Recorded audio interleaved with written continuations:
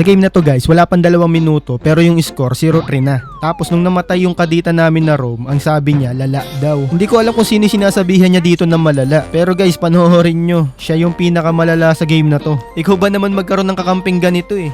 Rome kadita tapos lagi lang nasa mid. Tignan nyo, pagkatapos nila mag-clear ng Gusion sa mid. Tignan nyo yung kadita, nag-aabang ulit ng minions. Talo pa siya ng Gusion, umiikot eh. Tapos tignan nyo kung paano gumalaw yung Rome ng kalaban. Maaasar ka talaga eh. Yung Rome ng kakalaban, ang lakas yung Rome nyo po. Sarap kaltukan. Oo. Gusto mo, sabihan kita ng Latin? Asar talo talaga eh. Naagawan ka na nga ng red buff. Putik na yan, natalunan ka pa ng Gwyn. Bakit?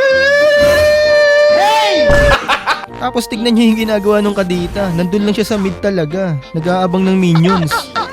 Pero lagi nyo tatandaan guys, lagi ko sinasabi sa inyo. Kapag kaganyan yung mga kakampi nyo, huwag nyo trash talkin kahit anong mangyari. Tingnan nyo dito, tinulungan niya nga ako mag-farm eh. Nakaka-bad trip ka, nakakasama ka ng loob. Kumbaga, kung tutusin lang. O, di ba? Ang babait ng mga tao dito sa random. Tingnan nyo dito, pagkatapos ko mag-solo turtle, kukunin ko na sana tong blue buff ko. Kaso nandito na naman yung kadita. O, tik na yan. Alis na nga ako dyan.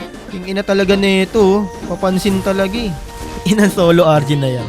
Kakampi mo dito, kalaban mo din eh. So, yan na. Sa kalaban na ako nag-blue buff. Nakakaya naman dito sa kadita namin na room. Mabuti na lang dito, nakabawi-bawi na ako kahit papano. Naubos yung mga kakampi ko, pero naka-double kill naman ako. Kaya hindi sila makakapag-lord dito. Ay, ang kulit na itong Granger na to. Makulit ka? Kala mo kaya mo ako? Uwi. Dito kinuha ko na yung Lord para tapusin na tong game. Grabe yung kadita no, napakaswerte. Pagkatapos mangupal, mananalo, makakakuha ng libreng stuff. Dapat dito pinapatalo eh. Kung hindi ko lang kasama tong Popol and Kupa, pinatalo ko na talaga to. Salamat ka, may kadugo ko dito. Kung wala, pinatalo ko na talaga to. Ito yung profile niya guys, mass report nga natin to. Nang mabawas-bawasan naman yung mga ganitong player sa RG.